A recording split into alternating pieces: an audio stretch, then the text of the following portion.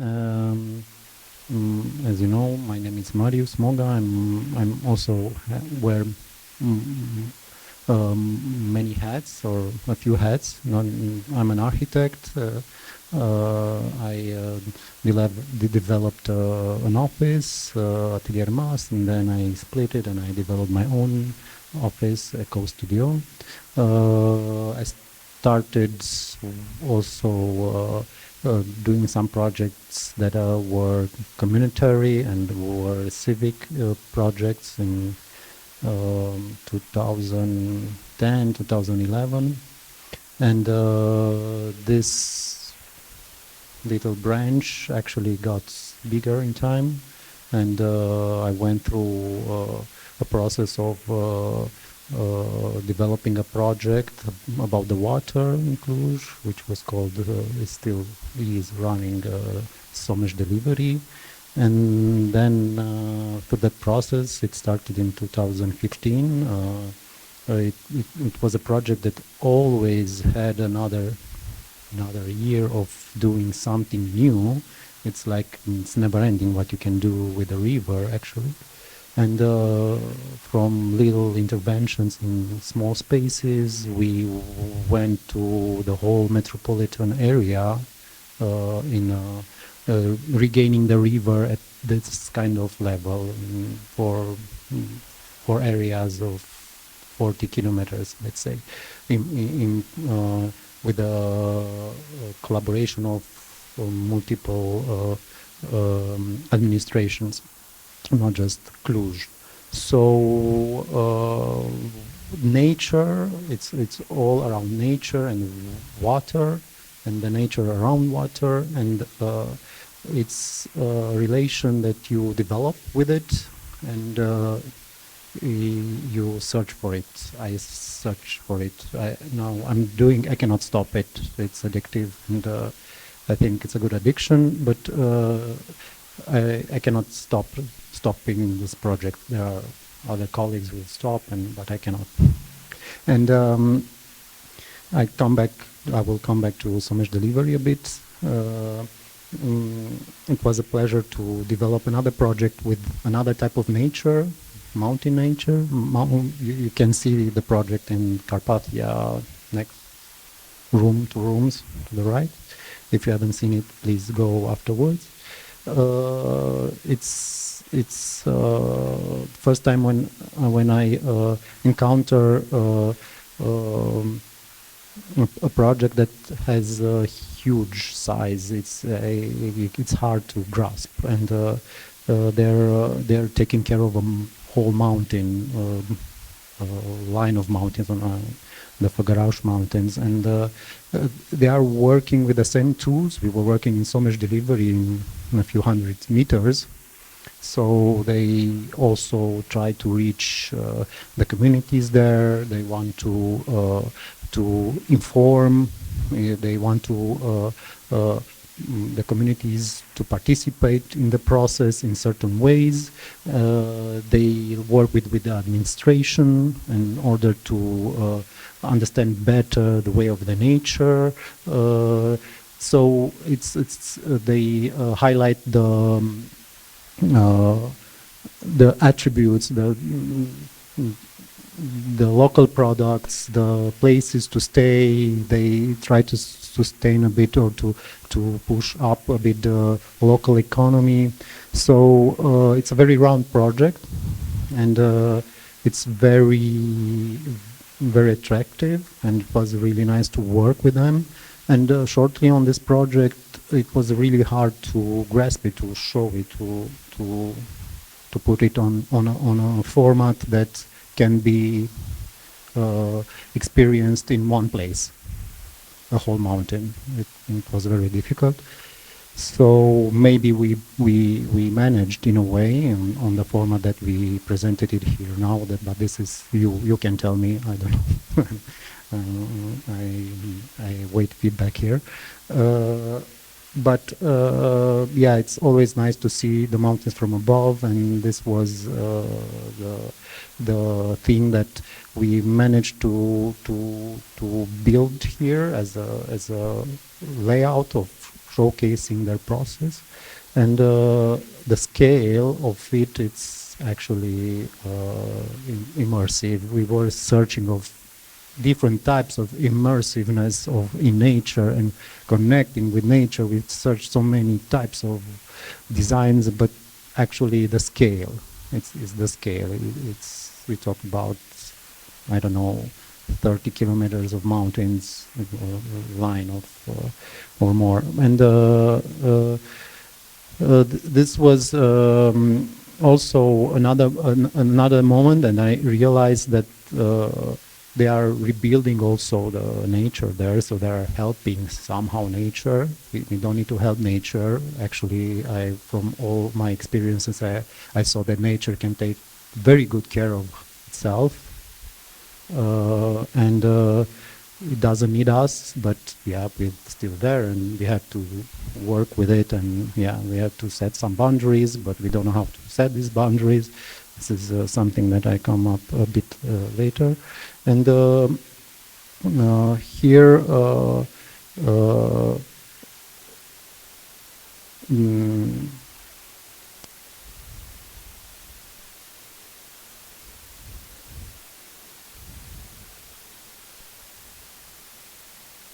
forgot what I wanted to say.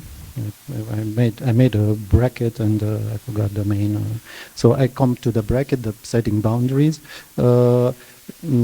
This is something that nature sets somehow very well, and on all the places that I've been with this project on the Sommage, we discovered areas, natural areas with a very rich biodiversity, biotope, I don't know, in English, biotope, it's the same, I don't know.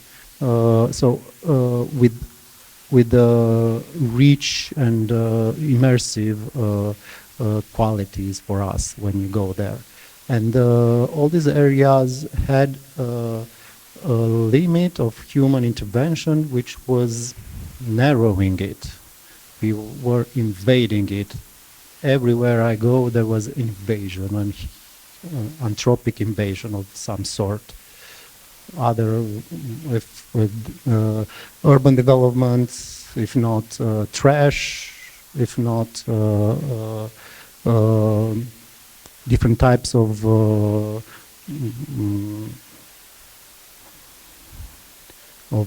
exploitations, just the ballast. I don't know. Ballastiere. The places where you actually dig by the river to take the stones that you use afterwards. So in many different ways, from things that you free in the water, like toxics or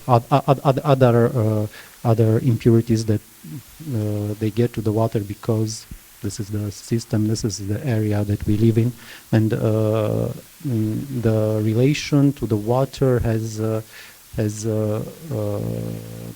very limited way of engaging with it, and actually to be real, to be present there, and to be connected completely with the surroundings and the natural area. And this process, we look at the way that Cluj developed, and we are there, we see how it develops, and we realize that actually the development, all this discussion that we brought in the public space with this event, and we became an urban actor, we had a voice, we criticized sometimes, we observed things that weren't going, we criticized them, they were fixed afterwards in different ways, faster or slower, but still we managed to have to be a steward of the river somehow in a way, and also to have this working with the with the administration, and till a point that then now I get to the present time, and with the last event that we had this weekend, it's very fresh. Event that we had by the water again. This time was called Someșul post-industrial, post-industrial Someș, and we moved the discussion further on Cluj, and this is where I will reach the end of the presentation.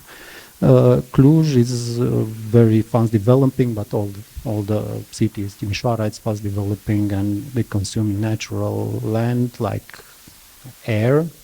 The same Cluj, but now Cluj is developing inside, in the brown areas, in the industrial areas, and we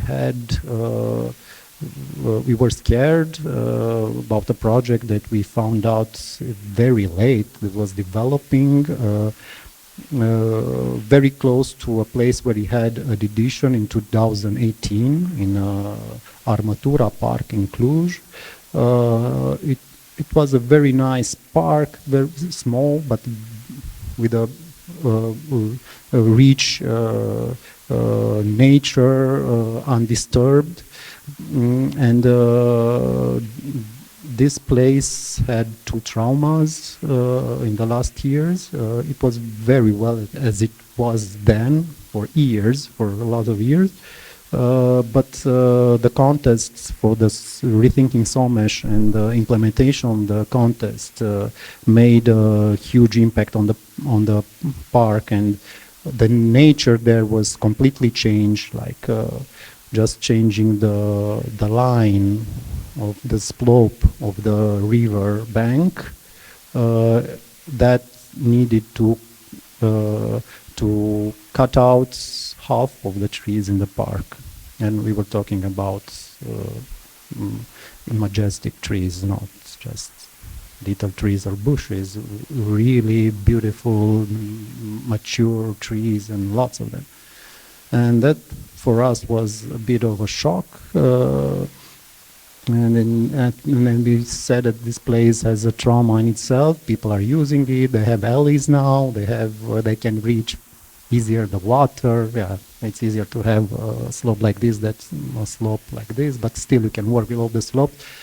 So this place is the nature itself is not actually at the level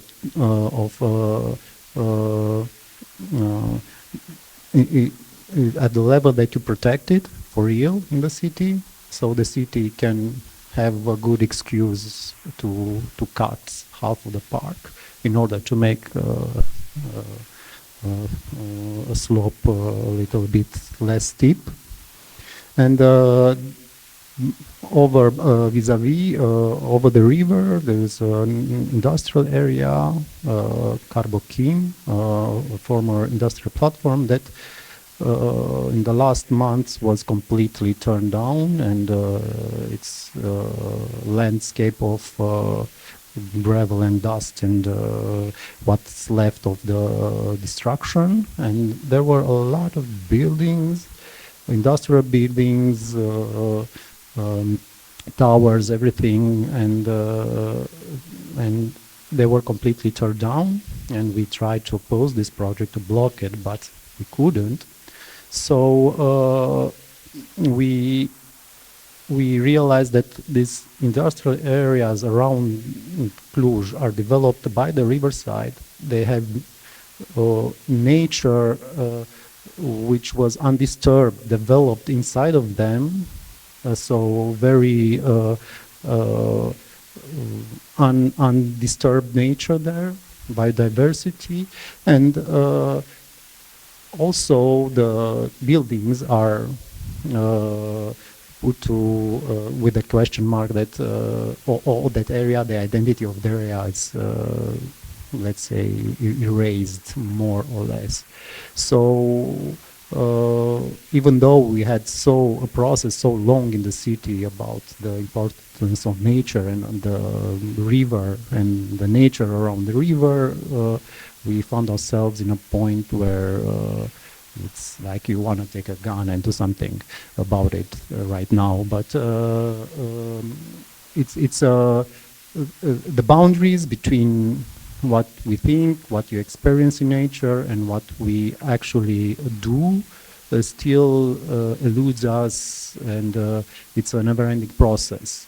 But it gets better with just bits of a little bit here, a little bit there, but still we have a lot to work and to be present in this process. Thank you.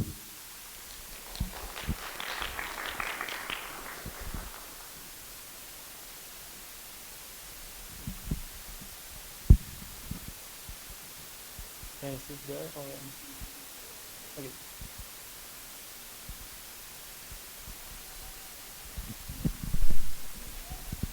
Okay.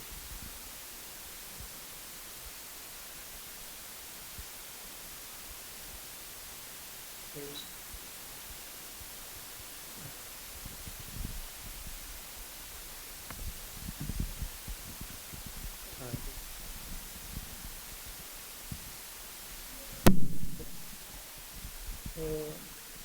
okay. Can you see it anyway? Turn on. No.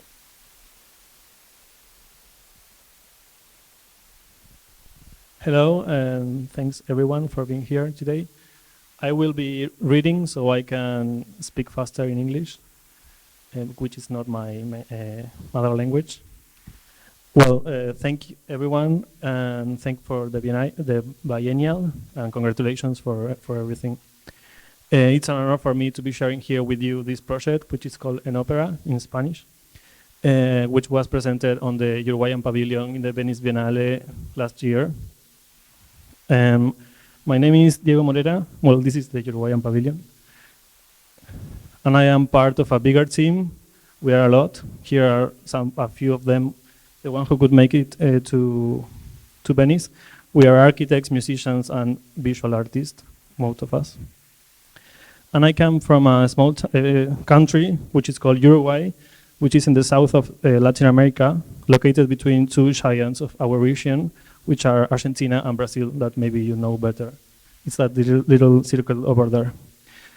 We have a very low population density. We only are more than 3 million people, and it's a population that does not vary much over the years. So we could say that we are like a species in extinction. We never grow. We are 3 million people, but we have 12 million cows in our country. Since the foundation of our country, we have been an agro-exporting country with landscapes of extensive prairies and extensive cattle raising. And that has defined our culture and our idiosyncrasy through the years. However, something has changed in the last decades. This is our main ecosystem, which is the prairie. But now it is changing very quickly. Now the landscapes looks more like this, which speaks of a great transformation at many social, spatial, and cultural scales. This started to happen in 1987 when this character was born. It's the Uruguay's new forest law that was passed during the first democratic government after a 12-year dictatorship with the support of all political parties of the time. Thus, sorry, well, here. Well, and because of this law, for the first time in the history, cellulose pulp exportations, which is used to make paper, the cellulose pulp, exceeded the meat exportations of our country last year. And for example, forestry, it is also related to the largest foreign investment in Uruguay that Uruguay has ever received, $3.4 million to build the second pulp mill for a Finnish company called UPM, which it's equivalent to almost 6% of our GDP. When we talk about Uruguay, When we talk about Uruguay, we are a country proud to have been a test laboratory for many laws that have been innovative and progressive at the time. For instance, in 1913, the divorce was accepted. In 1915, the 8-hour workday was legislated. In 1817, it was approved the women's right to vote, which became effective in 1938. In 1868, there was approved a soil and water conservation law, and also a national housing law that would provide the legal framework for the emergence of our famous housing cooperatives program. Later, in 2012, the Abortion Act was approved. In 2013, Gay Marriage and Marijuana Legalization Act also were approved. And in 1918, the Trans Person Act also.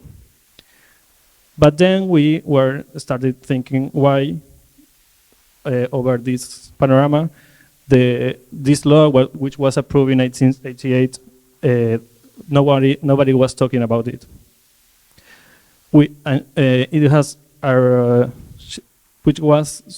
which has so much real presence in our country, as you can see in this image that compares the border between Uruguay and Brazil in 1966 and today. This is the borderline, and you can see that in the right image, the forest is reaching the legal limit of our country, of our territory, but as the law is not in Brazil, it's not happening there. So through our project, we propose to understand this law from a trans-scalar view in order to understand where and what were and are being the spatial transformations associated with it, understanding this law as an urban and territorial infrastructure, because laws and norms, as well as software, can also be understood as infrastructure, and as any other infrastructure can be debated publicly. And also, we set out to make our own cover of this situation to open the public debate. And so we created our own opera in which the law comes to life to ask us why we do not pay attention to it and ask for help because it is too late. These are the pages of the whole law, and it has more than 6,000 words that define, for example, which is a forest in Uruguay, create institutions, promote the forestry industry, but as you may suspect, it does not mention the word architecture anytime. This is the partiture of the opera. The opera, as a genre of theatrical music, like a law, it is an active text, not only because of the dramatic dynamism involved in putting it into action, but rather because of its agency beyond the stage as a cultural device loaded with symbolic thickness. Historically, in countries such as Uruguay, and I think maybe in Romania also, opera played an important role as part of the mechanisms of colonial cultural functioning, since the elites sought to show their interest in opera. Through the interest in opera is feeling of cosmopolitan belongings. So we propose ourselves to play with this symbolic cultural instrument, contaminated it with other heterogeneous elements through a multi-authored, multidisciplinary, and multimedia work. These are some images of the opera in Venice, but you can see it here in the other room. To do so, we traveled around the country, getting to know and recording spaces and testimonies. We conducted more than 20 interviews with experts in different areas, activists, government authorities, and local civilians. And we worked through with visual artists such as Exceso Colectivo and several young musical artists from our country. But I'm not going to tell you anything else about the opera because you can see it here. These are all images of the process, and this is the recording. And this is when the law opened its eyes.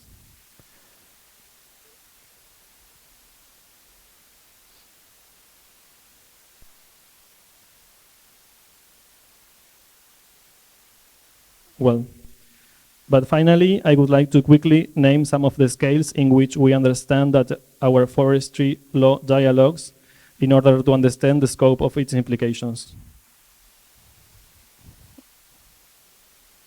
First, the giant nurseries that appeared in the north of the country where millions of baby trees are cloned every year to create thousands of square meters of forest that are a monoculture of eucalyptus clones, which is a species that is not native to our country but can grow very fast in our climate. Then the grassland, which is our main native ecosystem, which is losing area as forest grows because it is not yet protected as we always take it for granted. Then this one, which is the mulita, is an animal that I love. It's in one of our coins, sorry, but which is recognized as a big loser of all this process because it is losing its natural ecosystem and cannot live in the forest. In the contrary, the puma, which decades ago did not appear in our country, but now have been seen in the forest because in this forest is not allowed the human presence, so the pumas feel more comfortable. Or also our watersheds that are affected by the presence of eucalyptus, and our soils that are changing legally and physically. Also, the presence of thousands of trucks transporting logs in our roads, like the Route 65, which has been completely rebuilt to connect the last cellulose plant, which is with the port of Montevideo, which is our capital, in order to be able to quickly export the pulp. Also, the small agricultural producers who see their production threatened by the attractive forestry business. The foreign investment funds, such as those of retirees from the United States, who own more than 200,000 hectares of forest in our country. Also, our public main university that opened new headquarters in the north of the country to train people for the forest industry, and the new central railway built to attract foreign investments to the center of the country, and small towns which are changing in the interior of the country, which are changing completely with the arrival of new good industries. And finally, cities such as Fraiventos, which were large meat production centers since the Second World War, and now are turning into cellulose pulp production centers, where huge industries, such as these ones, are rising. This is really, really huge, which produce this material, which is cellulose pulp, that is extracted from our trees.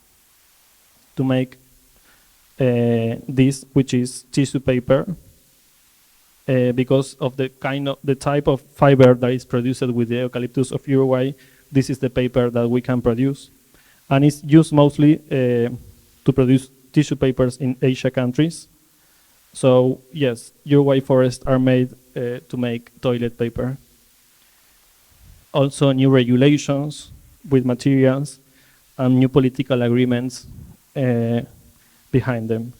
And finally, the harvesters that automate all the processes, the new sawmills that we are having now, the digitally automated processes, and also the CLT for hemp, for example, which did not exist in Uruguay and is starting to be used in the construction industry, since with what it is left over from the pulpwood production, Uruguay is changing its timber construction industry, which has never been culturally accepted in our country, since we prefer concrete or brick buildings. So, in other words, the transformation of this law finally will also imply changes in our cities and in the way we are living in our homes. You can see this assemblage in dialogue in the opera, which ends with this image, which is a desperate call from the law to architects to stop talking to each other only and open our dialogue to pay attention to other agencies, people, and processes that are taking place at a very incredible speed. And thank you.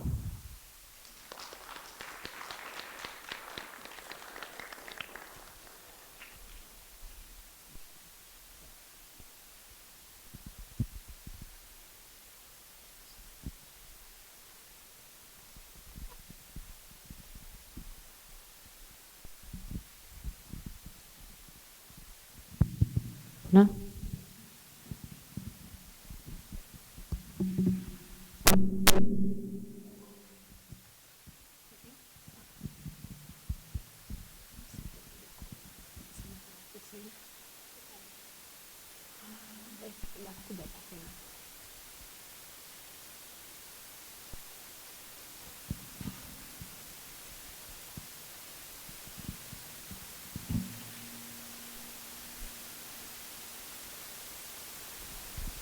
Okay, thank you very much for the invitation.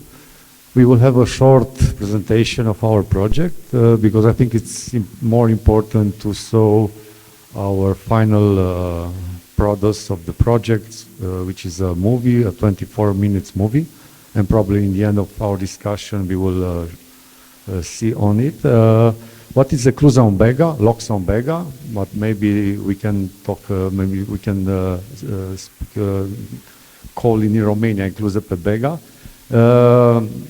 It's a cultural project which started 3 years ago, but in the beginning I want to speak what's behind the project, because it's very important to understand how a cultural project for us, like an architect, which we are working day by day on the offices and struggling with our profession, how after a time this type of cultural projects begins to be very important. And to understand better, Cluza on Bega, it has more than 20 years of my research, my personal research. It has more than 17 years of private company like Dark. Maybe not, a lot of you know what is Dark and all this, let's say, the cultural and event spot in Timișoara. It has also more than 15 years of my portfolio, and our portfolio, office portfolio, because we work a lot on the landscape, and we are very careful about how an architect must work with the landscape and the heritage. And I think it's more than 10 years of developing in the school a specific research and diplomas especially. And I saw there are in this office, in this room are 4 people who graduate diploma with 3 or 4, I think. I think 3, 4, which graduate the diploma on Bega, on river, on hydrotechnical heritage. So it's very important to have this type of background on the cultural project. And the Cluza pe Bega begins in 2022 because it's very connected with Pelicano. And I will speak a little bit about it, and Alexandrina will show you more details about the project. But in 2021 we finished Pelicano, which is a boat here on the Bega, and suddenly we discovered that this boat cannot be only a entertainment boat. It can be also a platform or events for cultural project. And it was this opportunity to have it with Timișoara Capital Culture, which from 2022 starts to have this type of small cultural funding. So we apply, and it was for us an opportunity because we are not used. We have offices, we have business. For me was the 3rd job on the day. between the office school. So in the beginning, it was a little bit, I was a little bit afraid of doing this, but um, with the help of my teams, Alexandrina, Andrei, with Sasha, and all the team of Dark, and a lot of other peoples, I think we had this type of energy to go on the project. And after 3 years, we just finished the third year of project. I think we are very pleased with the results, and that's why we want to show you the movie and to speak about it. And I want Alexandrina to present the project and all the steps behind it. So, I think if I'm a little bit louder. So, as Deme said, for us, Luxembourga was a second or third to do, but it was one where we focused a lot of energy, and we managed to bring always people from the outside, and mostly because we found that having this type of project, a cultural project, can have a better reach to other people. We all know that if we have a research project or just an architecture project, it will probably reach just a small amount of people. This type of project, when it's also the year of the European Capital of Culture, you have a better reach to the people around you. But first of all, we will show you a little bit of pictures, of old pictures on Bega. This is from an album that we bought, where it's a collection of hundreds of pictures on Bega of Timișoara, but I just made a small selection of them that focus on the river. And as Marius said on the first presentation, and as Diego also said, the relationship that people have with nature has been changing through the years, but we can see it a lot in Romania, not just in Romania, the relationship with water has changed a lot. And one important thing, and maybe one that's very different from Somes, it's that Bega is the only canal that can reach the Danube. So from Timișoara you go to Tisa, from Bega you go to Tisa, Titel, and then from Tisa in Titel you can reach the Danube and go anywhere to Europe. So basically we are connected with the rest of Europe. We tried to do a simulation, but we managed that we couldn't reach the biennial at Venice with the boat. Just a little canal that was closed, but we could do it, almost. The important thing is that I'm saying this is because 200 years ago, Timișoara was a big port for exchanging goods on water, and today is as you see it. Pelicano, as Deme said, was one of the first boats that showed what navigation could become. And as you see in the past, we had many boats, but what we also had was better river banks. We didn't need that big slope.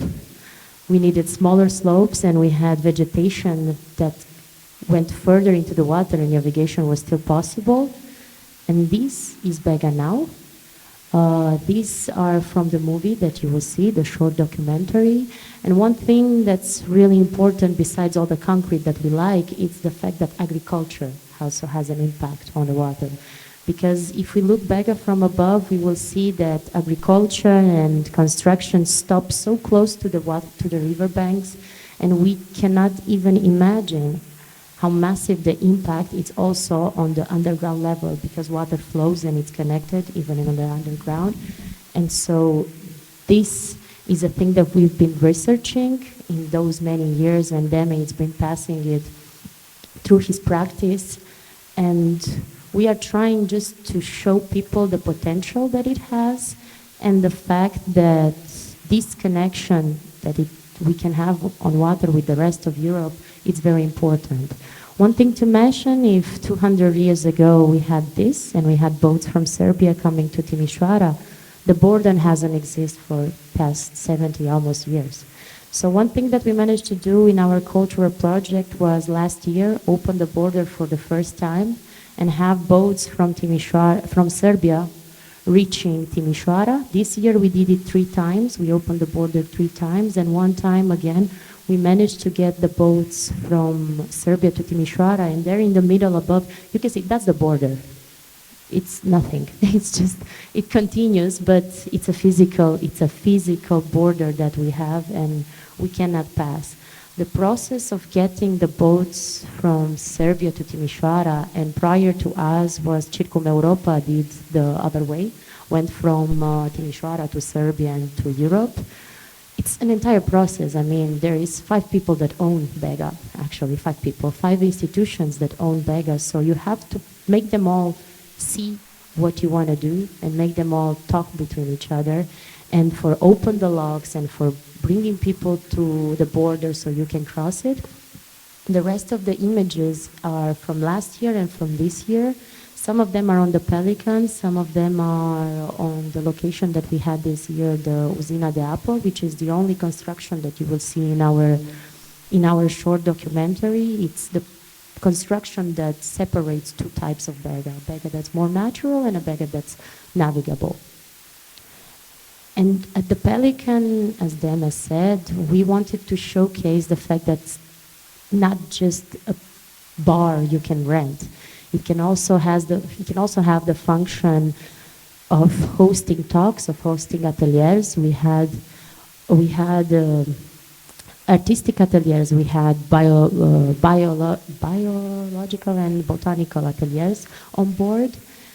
And we had people from different ages, from kids to elders, telling us, oh, I was on the Pelican when it was old before it caught on fire.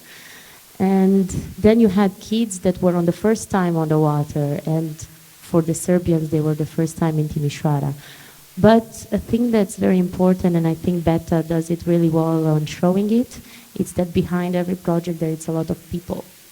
And to move so many people and to reach different communities, it's not an easy task, but it's an important task if you want your project to continue. Besides the work that we do backstage, all the research, we brought some books that are on the table, the green table over there, that were the result of our last project last year. We ended with a catalog that shares a little bit of the history that I told you, of stories from Bega and what we did, and this year the result is the short documentary, but we managed to get a lot of people together and with them to understand things better, to motivate each other, and to show in Timișoara is the most important, to show what's possible and that we can reach, become a cultural port, and we can have this exchange with Serbia. That's a connection that's broken. You can only reach Serbia by car from Timișoara,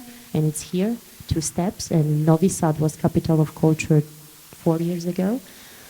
So yes, it's a part of our team, a part it's the team from Serbia that came here, other communities that connected and came to our project, and most important, Pelicano over there.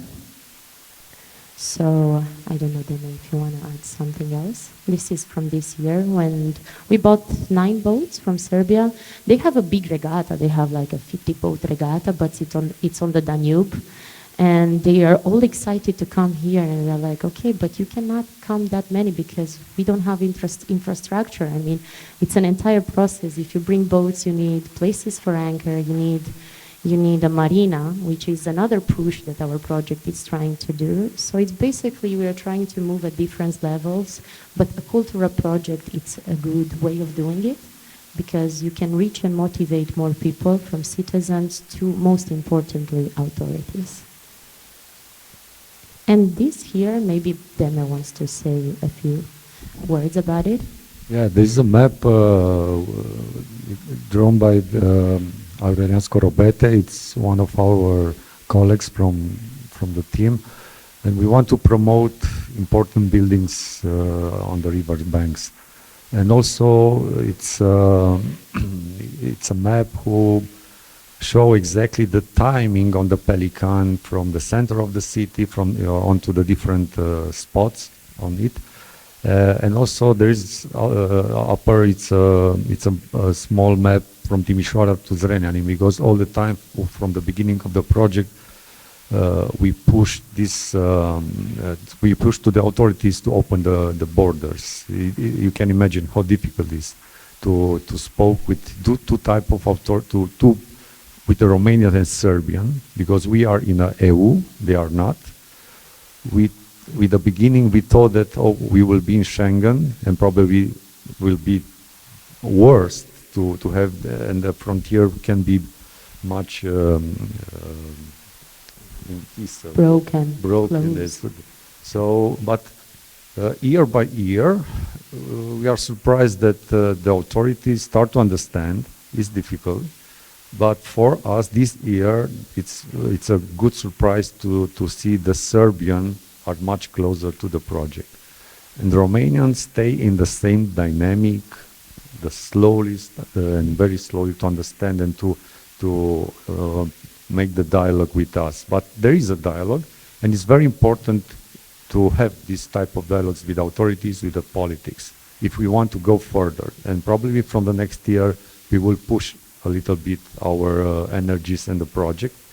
That's why probably we will split the project in two. We will continue with the cultural project, but also we will focus on the research and on the very realistic strategies on it. So we have a lot of maps and a lot of drawings.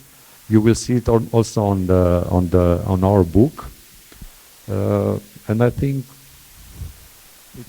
one thing that's important to say is that Bega, it's almost the same in Romania and Serbia. We seem to take better care of it. I mean, we put more concrete.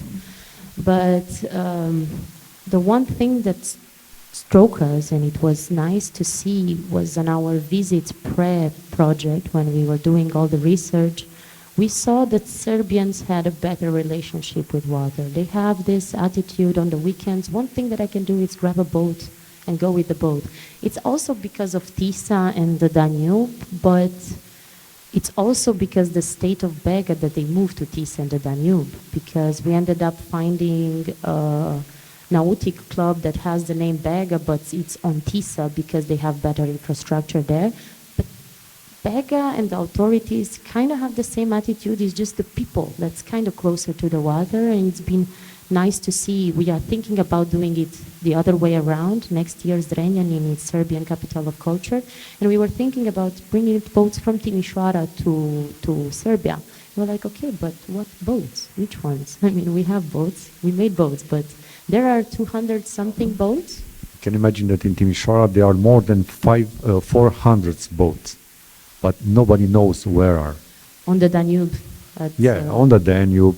On some courtyard, some countrysides, or we don't know where, but there are 400 boats registered in Timișoara. So it's also big for that, because you can imagine you have a boat, but they don't bring it to Bega because you don't have a place where to put the boat on the water. So it's pretty hard. We had to do it with cranes and everything. So, well, that's our another thinking, to bring the other way around. So we hope we will manage, and we will find people interested from Timișoara to join a cruise to Serbia. So we can go further with the talk, we can end this, and then view the short documentary.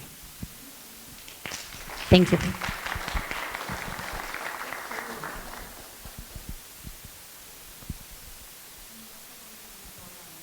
No, but it's an issue with the sound. I can hear it louder. We can sit here if you want there, whatever.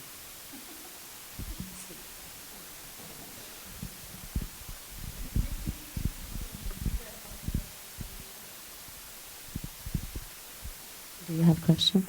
Yeah. I like the way that you say that you opened the border. Like, how did you do it? Like, with the police, or well? We literally opened the border that doesn't exist. So the issue is that when we did our research, we saw that the Romanians wanted to build a huge building by the river to have it as a frontier point. And the Serbians wanted to do it on the first lock on Srpski Bay. And so we were like, you don't need that. You just need to bring people, and that's it. Just bring people. So we had to talk with 3 institutions for it. And because, as I said, the Bega is owned by 5 different institutions. So you have the water management, you have the navigation canal, you have the mayors, the city hall, then you have the regional authorities, and then you have the transport authorities. So it's 5 institutions that you have to bring on the same paper for them to realize why it's important what you are doing. So they just had to bring a pontoon and policemen. That was it. But it was a huge process. We had a bit of luck that they had in place a temporary open border on the bike lane. So that kind of helped us push. But yeah, we literally had to open a border that's... What is important, and it was in the beginning very difficult for us, because on this specific part of Bega, it's the corridor of migration from Syria, which started 2015, I think, but it's not still anymore very, let's say, used. But the first questions was, okay, we have here a very controlled corridor of migration between the Orient and Central Europe. And what is very interesting that we have the birds corridor of migration from Ukraine to the Adriatic. So for us it's a very important story, one which is the people migration, and 100 meters above are the birds who are all the time going from Ukraine to Adriatic and back. All the time it's about migration and dynamics. So that's why we feel there should be a border there.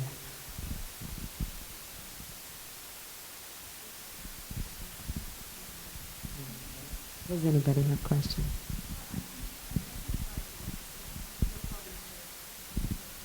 You want the microphone to be recorded?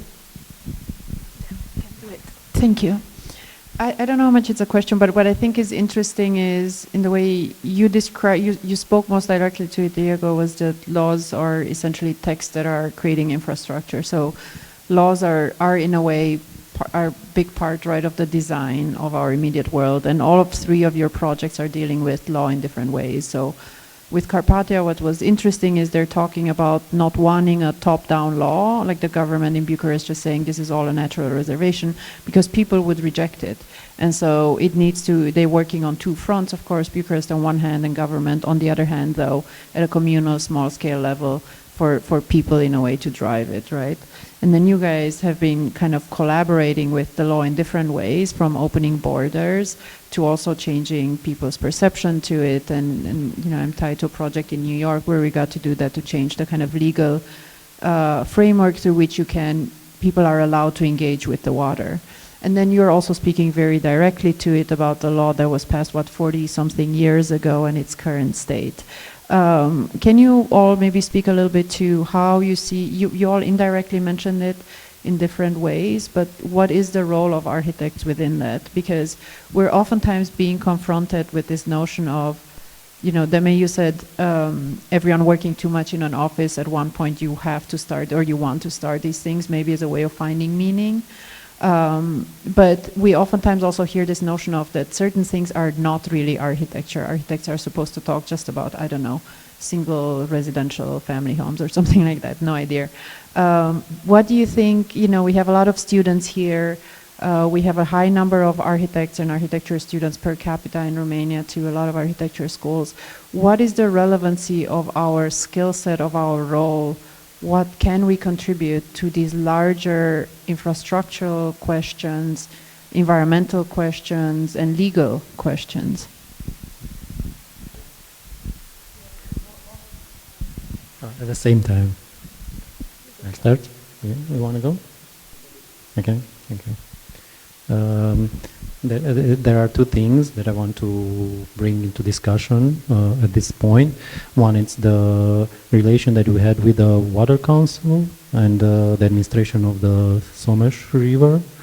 And in 2015 we had a project, we had a contest for the community to participate in, and one of the projects proposed a pathway on a peninsula in the lower part of the river, where it's forbidden, it was forbidden, it's still forbidden to do anything. So on top of, on that segment of the river, there is also high, medium, high voltage electrical grid that it was the only place they could build it. So in the center, and it was the first clash with the authorities at that time, and we were very scared. And we know that the water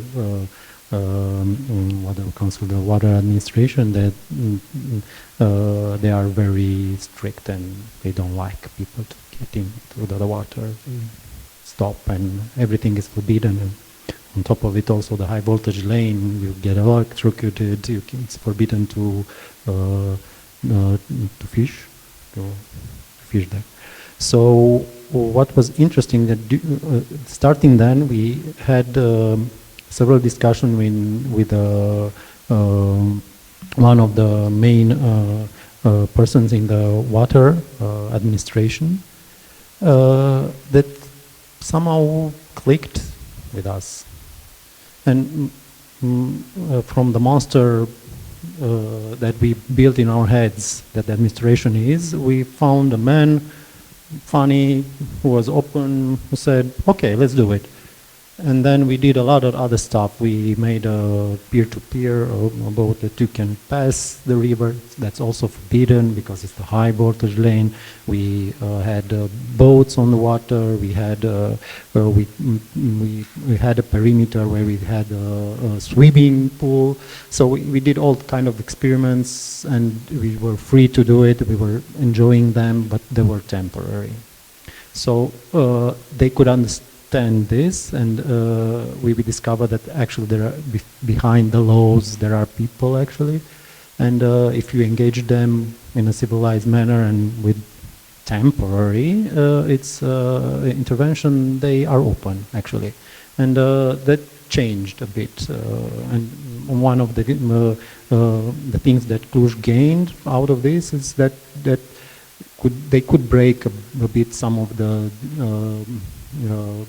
concrete on the side, concrete dikes, or I don't know, slopes that in some parts. So that was a change, and this is one thing. And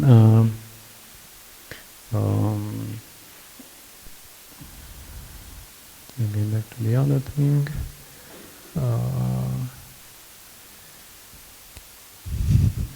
Maybe I'm just tired from having a long road here after a long day. Yeah, I'll take a pause here and I'll come back to the other idea because it's important, and I'll let you. Yeah, I'll try to answer the question also. And I think that what we're trying to do here and with other projects is like to change the way we understand infrastructure. For example, we usually understand infrastructure as the streets or a square, public space, the electricity, the water, etc., like brick and mortar things. But we can also, for example, think that digital platforms are also infrastructure or urban infrastructure, such as Uber, Airbnb, which are private, they are invisible, or they are like a secret algorithm, but they are making decisions in our space and in our cities. They are changing the value of the rent or the way we transport in our cities. And that's like a digital example, but I think that the laws are really similar to that. They are defining how we create spaces and changing territorial dynamics. And if we have the ability to change the way we think about that, it would be easier to make like a public debate about it. For example, if you have a street which has no lights, all the neighbors are going to start criticizing that or asking for a change. But nobody is talking about some laws that are like also spatial and urban and territorial laws. And how to do that, it's really difficult. And we think that we don't have to keep this discussion in the academic world or only for architecture studios, and we have to make it like more public. So that's why we, for example, make an opera or are trying to think other ways of like make dialoguing with people. So laws may not be only for lawyers, but also for architects and for common people. So that's what we are trying to work with. I remember. You want to go back? Yeah, I just want to finish shortly, and it's regarding the other part of our how do we see this, and how do we come as architects to be involved in these processes, and getting out of the office and seeing nature and doing something about it. I think architects are by their nature of their profession, they are in a way experts of the city. They see the city different than normal people. They can see behind a bit what's going on, the structure of the city. They understand easier the city. We do this because we exercise. We have a school, whatever. We do projects in the city. You work with the city. You understand. You have urban developments. You have housing. You have all kind of type of projects. But this gives you an exercise, a continuous exercise of working with the city and the environment that you are living in. So it's easy to make this step from my point of view, and to be involved and get involved. But yeah, and then depends also on the what's happening in the city, like cultural events, like opportunities to do this, to be involved in. And if there are others processes that happens, then yeah, then it's easy for architects to participate. And the students that we work with, and the young people that we work with a lot in Somers Delivery in all these years were students from architecture, the ones from natural science or other, they were harder to bring in because they don't connect with the city as architects do. I would say that, to reply to Juana, I do think there are too many architects. I mean, it's everywhere. But it's in a good and in a bad way, let's say it. It's just, I think architects are just good at collaborating, and they know how they need others. They know that in a project you don't need just an architect, even if you're doing a house or a building. And this brings us to the ability of bringing people together. They are good at making connections. They're also pretty good at surviving, so they adapt. And I think that's why they like to connect with nature so much. But yeah, my short answer, that one it is. I think architects are good at making connections, and they also know, because of school you have so much to do and so little time, that you become a lot autodidactic. So you are able to learn some things fast. Curiosity, it also comes with the package. So the ones that manage to do it well, I think is this, the ability to connect and curiosity and keep adapting. Dana? Just want to add that probably in our case, Necluze pe Bega, sometimes I feel like I'm in the front line. What is the front line? In the front line of the battle. Because all the time you must be somewhere in front of the authorities, and it's very difficult. And probably we feel that we are alone most of the times. That's why probably it's better to have our colleagues to be more and more to have this type of discussion, and to see that there are a lot of people, a lot of architects and colleagues which are concerned about the same values and problems. But I don't know how the rest of our teams, but sometimes I'm feeling so alone in the front of the frontier, looking to the Serbian, and nobody give us nothing. And we are all the time, let's say, how is pushing and It's adapting. yes. So yes, it's also. So it's like on the front line of the battle. It's in a good way sometimes. I don't know that it's allowed to speak with in the front of the students with this type of discussion. You know, in school probably. You should Yeah, I do it, but teach them here young. it's much more comfortable. To this. Questions? Yeah.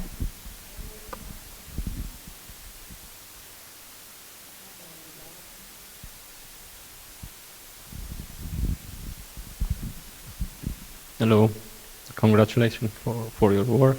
I want to ask you if you feel it reflecting on your everyday practice as an architect. There you go, then go first. You were the last one. Yes, what can I say? Care întrebare?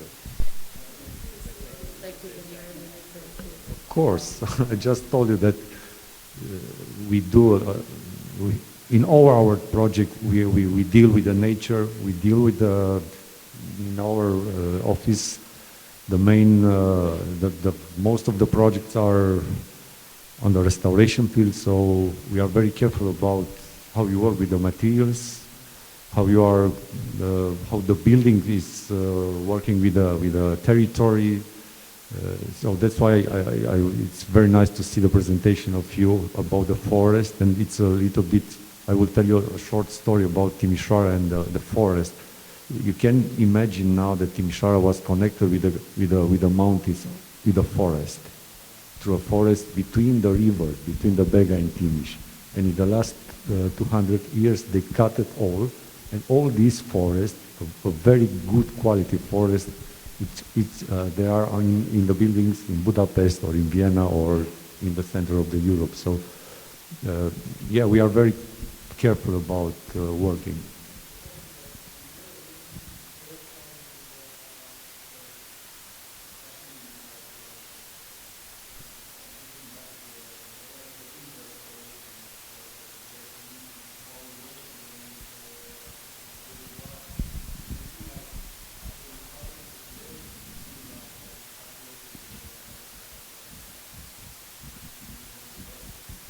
Yes. This year we discovered, like community, we discovered Usina de Apă, which is a beautiful building, which a lot of people from Timișoara know little about it. So all the time we put in front different type of buildings, especially hydrotechnical heritage, because it's very valuable and nobody knows. All the people think that this is, let's say, they are not listed on monument sites, so they are very vulnerable, and that's why a lot of this type, and it's full, this area, Banat area, is full of this type of buildings, and we try every year to pick one of those buildings and to put in front and to make like a mock-up, like a model for the dialogue with the authorities and also to the communities. I don't know if I understood well the question, but for me personally, like this is my work.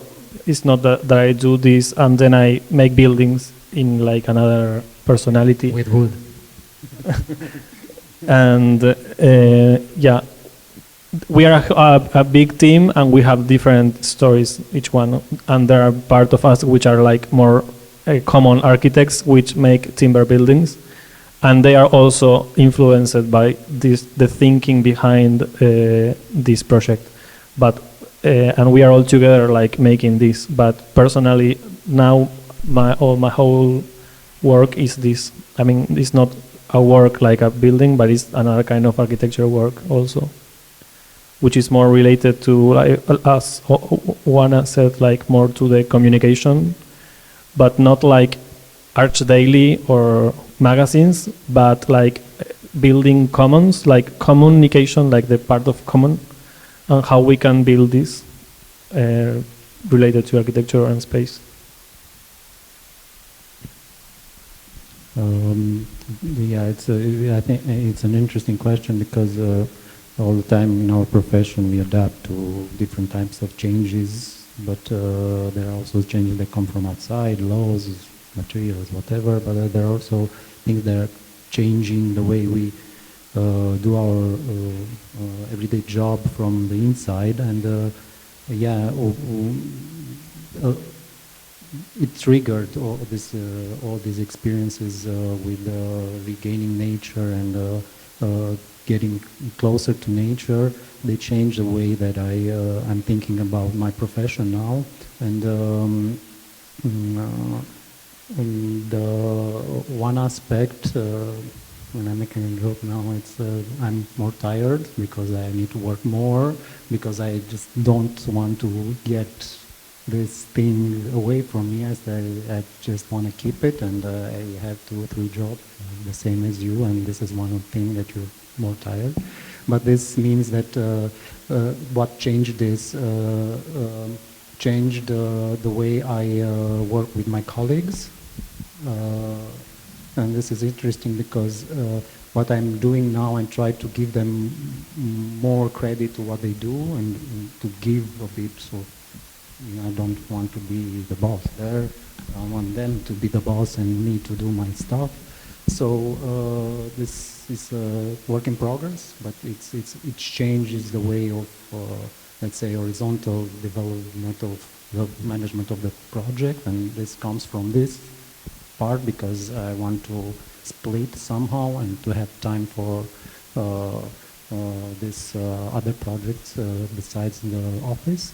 And the other thing is that slowly I want not to build at all if it's possible, but that's a bit extreme. So what I try to do is to consume less materials in all the designs that I do. So if I can take out 10 square meters, I'm happy. If I can take just one, still it's good. But I want to squeeze everything in order to consume less. And this is the other thing that I want to shrink to the point that I think we should stop doing architecture because everything is built, we're just reusing it. Thank you. Just because it's getting late and cold, I think we can slowly wrap it. I want to thank you all both for the projects that you're doing, the conversations that you're putting in the world. I think it's really beautiful how you describe the building commons in a way and communication as a form of work.